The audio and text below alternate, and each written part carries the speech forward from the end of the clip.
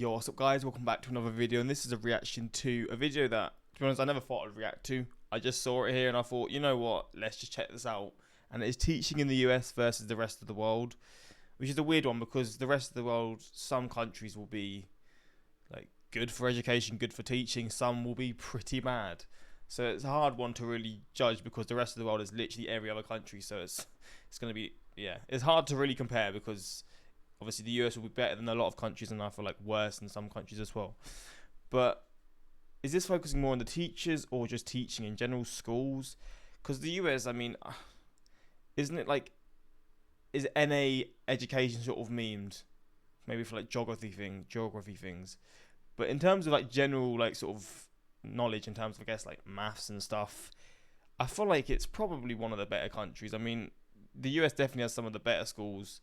But if better schools by schools I mean like unis. I don't know if schools, there are like some schools in the US that are the best. And when I say school, I mean like high schools or middle school or primary school or nurseries. I mean nurseries are a bit too young, but just those sorts of levels, not like approaching university at this point. Although teaching will be in all, because again the US has some of the best unis in the world, if not the best. Some of the best. I think like Cambridge, Oxford are comparable to like Harvard, and there's a few more that I can't think of off the top of my head, but just good universities. But then when you go to schools, I feel like some schools are pretty poor, some are a lot better. I don't know how it sort of differentiates, but we're going to check this out and see. And that's pretty much it. Links also in the description to my Patreon where you can see reactions that I can't post to YouTube. Let me know how your school life was. Did you think your school was good? Because I can tell you one thing for sure, my high school was one of the worst schools in my area. The school nearly got, like, how do you say it, closed down when I was there, and then they ended up changing it into an academy, which I don't think is even a thing in the US. But basically in the UK you have schools and then you have academies. My school was a school initially when I was there, and whilst I was there it was changed to an academy because it was run so bad. We had like 5 head teachers when I was there in 5 years. It was awful. So yeah, my school experience was pretty poor. My primary school, when I was younger, was really good. I loved the school there. But yeah, high school was not anywhere like near that. It was terrible. So I can tell you my experience was poor, but I did also go to one of the worst schools in my region that I live in. But yeah, let's check this out and see how the US, or teaching in the US, compares to the rest of the world. This is Anna. She just graduated from college in the United States. And this is Sophia. She also just graduated from college in Finland. Anna and Sophia both want to be middle school teachers, but it turns out there's a good chance their experiences will be very different. So different that Anna is twice as likely as Sophia to leave teaching for good. That's causing a problem. The supply of new certified US teachers are basically leaving their jobs a lot faster. teachers in the United States is shrinking, but the number of public school students keeps growing. Massive teacher shortages. Warnings about teacher turnover. Educators call Colorado's teacher shortage a crisis. So what makes Sophia stay and Anna leave? And how can the United States keep more of its teachers in the classroom? In the US, teachers work about 9.25 hours a day. That's an hour and a half longer than the average for teachers in other countries in the Organization for Economic Development, or OECD for short. That's a group of mostly wealthy countries that economists often compare to one another. Teachers in the US work more than 2.5 hours longer than their colleagues in South Korea, Finland, and Israel. There are some countries with similar teacher work hours to the United States. The UK probably. Like New Zealand, Singapore, and the UK. Yeah, the UK teachers don't have it good. I mean, what I was just saying now, the teachers have it hard, man. The amount of substitute teachers that I had in my high school was unreal.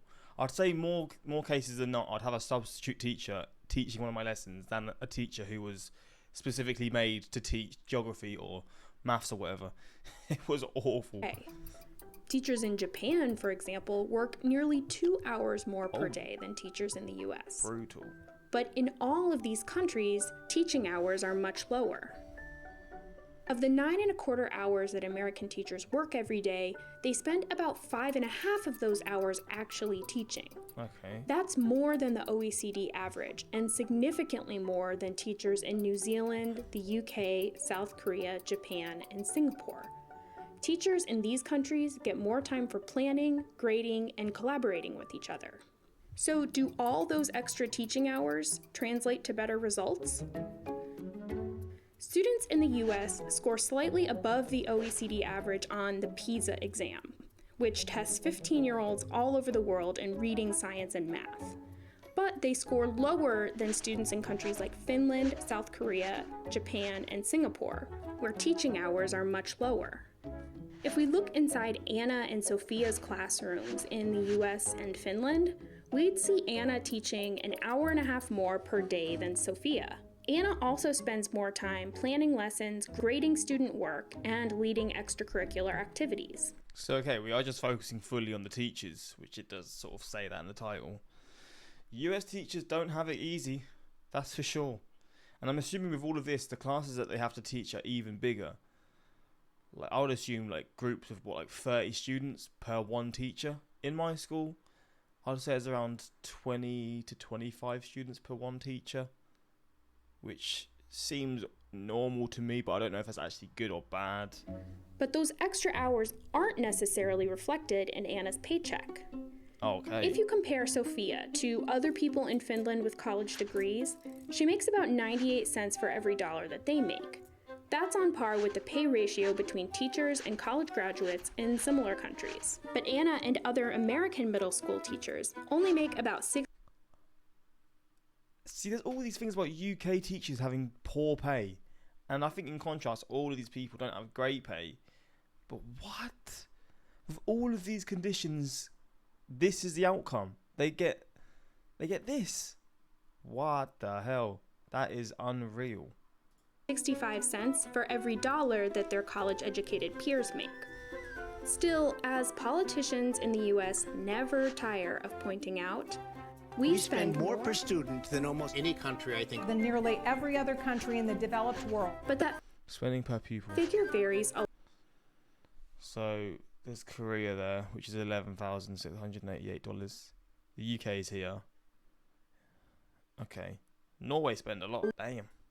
By state.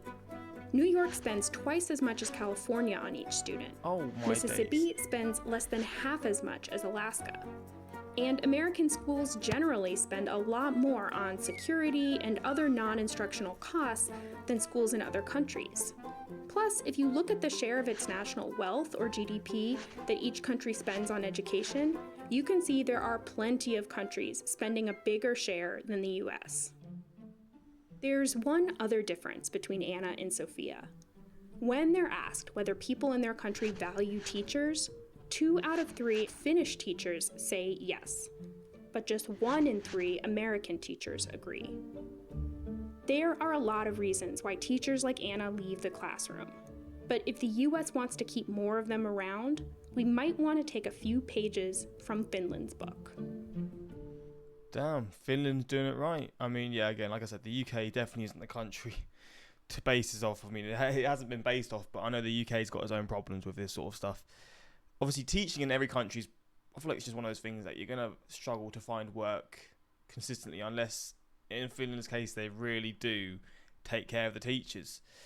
But damn, it's not an easy job. I mean, it's just not an easy job. It's one of those jobs where you're going to have students that ruin your day, or it's a stressful job. You don't have many hours to do what you want. It is a job where you basically base your whole life around it, which is pretty wild, but I mean, I guess that's how it is. That's what you sign yourself up for.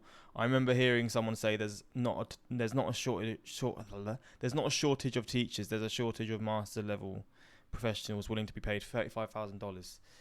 I mean, yeah, you're going to get a uni degree to get this money. I mean, and then this work where you're basically just not able to do anything else other than really be a teacher. It doesn't seem like the best uni degree for starters, because you're just sort of setting your whole life up for stress and pretty poor pay relative to how much you work and how many hours you work. American spends more on security than other countries. Yeah, I mean, yeah. When I heard that, I was like, I don't think the UK really has to spend any money on security. Really, maybe just having to get doors where you have to have like a tag to get through the door. That's the security here.